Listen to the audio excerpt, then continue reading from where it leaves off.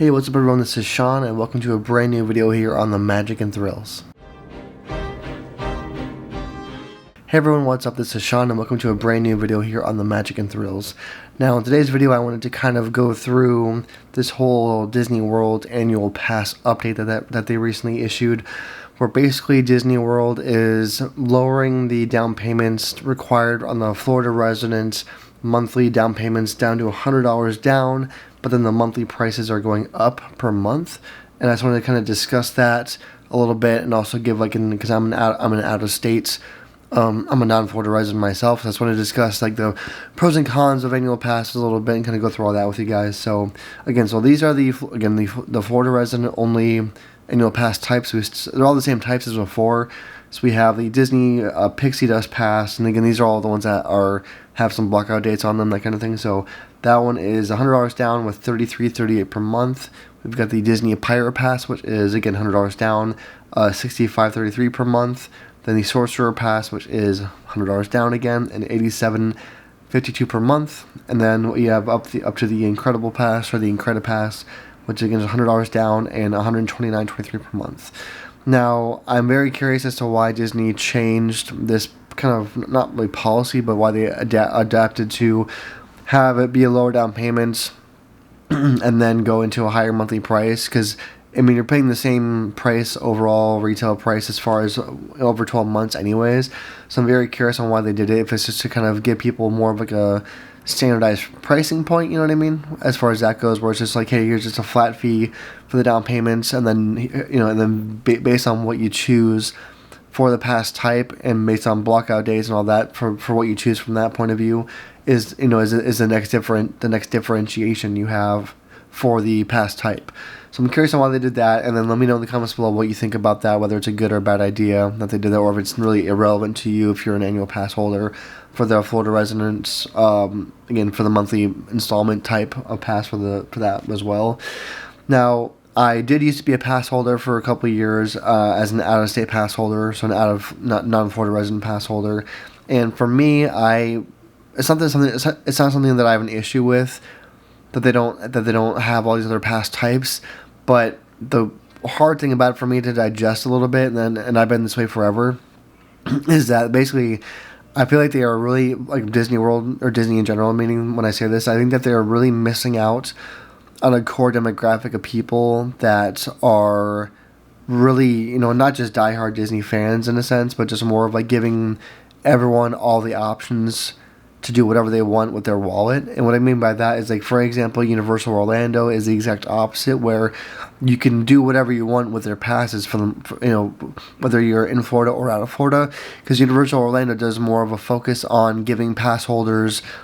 more benefits as they go to the parks. They don't really care, or it seems like they don't really care about how you buy your tickets or what ticket you buy, because they still also have like things right now, like right now, for example, they have a promotion where if you buy 2 days as a normal ticket, like a day-to-day ticket, if you buy 2 days, you get 2 days free. So they're always giving out really cool promotions like that as Universal Orlando, and Disney really doesn't do anything like that. I guess they don't feel like they have to. But I think like the issue I have with annual passes for Disney is that I think that they are way too much reliant on the idea that everyone is going to always want to, meaning non-Florida residents, everyone is always going to want to book a complete vacation package through them, and then obviously they make more money that way, because if you buy, or if you purchase the hotel reservation and then you buy it with tickets and all that, and you pay the day rate, you don't really get a discounted ticket rate until you're at, I think, day 3 or more for that. Whereas if you buy the annual pass for Disney as a Florida resident, obviously you can choose the different types, because the only annual pass available for non-Florida residents is going to be the Incredipass, and you're paying full retail price for it, which is the $15.49, and I did that for a couple of years. But the downside of it, the hard part for me was to digest that much money for that type of tickets at once every year. I did it for a couple of years, and it was mainly because I did all the Run Disney events for a while, and it was just easier for me to not have to continuously book a vacation package essentially every single time I wanted to go. And it gave me, I didn't really do it for the discounted room rates that you get, because you do get discounted annual pass room rates as a room only purchase if you have an annual pass anyways, but they also have the same kind of deals sort of for even like right now seasonally. So like for example, when I'm going there in June, I got I bought my room package with the stay longer and save option, which gives you, because I did four or five nights at the All Star Movies Resort, and it gave me $30 off the actual preferred room, so I did it that way anyways. But anyways, I just feel like if Disney at least gave the opportunity for non-Florida residents to do the annual pass on a monthly basis for payments, they would not only sell a lot more of them, but they would make a lot more money, because when I was an annual pass holder, again, as a non-Florida resident, I still went there many, many times as compared to buying the vacation packages separately, you know what I mean? Because it's just a lot more money in a sense, and I mean they're making more money that way, and I get that point of it from the business standpoint. But I feel like it's just kind of a really non-guest friendly thing to have to make someone buy, or not make someone, but to only offer the vacation packages and not offer all those other tiered passes. Because, like for example, like I mean, I'm not looking at all the blockout dates in depth right now. However, if I was able to buy even like the Disney Sorcerer Pass or the Pirate Pass as a non-Florida resident, and know that I could go, like 2 or 3 times a year and only pay, it's still almost $1,000. It's still almost over $1,000, but it's not as bad as the Incredipass, which is almost is $1,500. So I feel like if I had the option to do any one of those other options, and know that I had an annual pass, and I abided by the blackout dates that they require on there, and then still have the option just to buy a room only, they'd still be making money, because I'm still going there to buy food, I'm still going to go buy merch, I'm still going to spend time there. And to me, for a theme park, I feel like the most valuable thing you can get out of a guest is to have them just step foot in your park. And I kind of equated it out to when I was a manager in a retail store for sales, because the hardest part of retail sales is getting people to step foot in your store, and then if your product is good enough, which with Disney it is usually, that people will buy it. But just the whole idea that you're not even allowing them to get into your gate or door, so to speak, is a big deal to me, because as far as like making it a little bit not even cheaper, but just more options to buy it. Because I know so many people who would, especially online, are always saying like, hey, if they had non-Florida residents annual pass installment billing, and I only had to pay $100 up front and pay $50-$60 a month, like kind of like a cell phone bill, essentially, like a really cheap cell phone bill, then they would do it in an instant, and then they wouldn't have to deal with that huge yearly expenditure of the $15.49, and that rate keeps going up. And even I'll even go even further. I'll even say this: even if that Incredipass was the one I kept and I was able to put it pay for it on a monthly basis, even if that price went up for that $15.49, if I was allowed to pay for it monthly, I probably wouldn't care. Honestly, I really wouldn't care. I would still probably keep that pass if I could do it on a monthly basis, and just keep paying for it. Even if it went up, $4 or $5 a month more, I'd still really wouldn't see a problem with that personally on a financial level, because of the fact that I know that I wouldn't have any blackout dates, and I know I could go to Disney whenever I want to if I could just find some cheap flights from where I'm at to Orlando, which is pretty easy to do these days with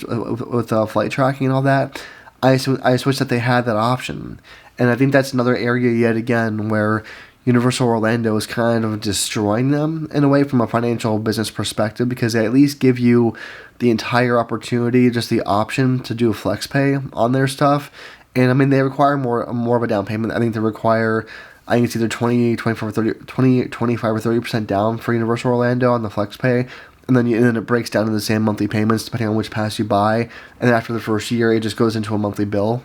So same kind of thing, but just a little bit different.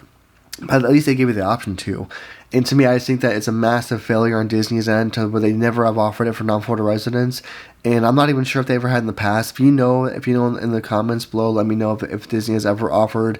a monthly payment annual pass set for non-Florida residents. I've never heard of it being done that way or being offered that way. But if they have, let me know, please. I'd love to learn that. But again, I just think that with the news that came out recently, with the down payment going down and then just the monthly payments going up, but just still not having any changes to the program itself,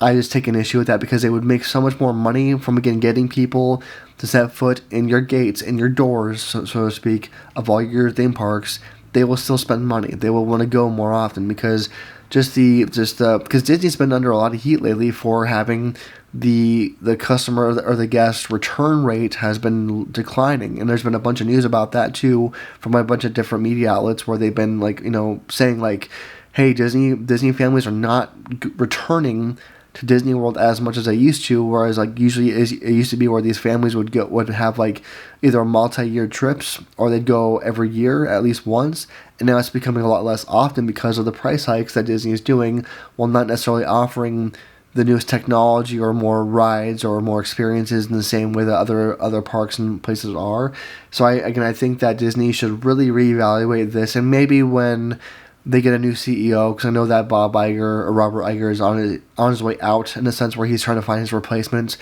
And I'm hoping that whenever the new CEO comes in, maybe they'll evaluate this and decide, or just think maybe it's a good idea financially to have just the option for people that don't live in Florida to buy the annual pass on that monthly billing, because again, I think it's a great idea just to have the option, and I would instantly buy it on that payment option if it was there, because I think it's a great deal. I mean, maybe not a great deal, I shouldn't say, but maybe it's just a great option to have, so that I can pay for it monthly and not really worry about it. And to me, I don't see a difference of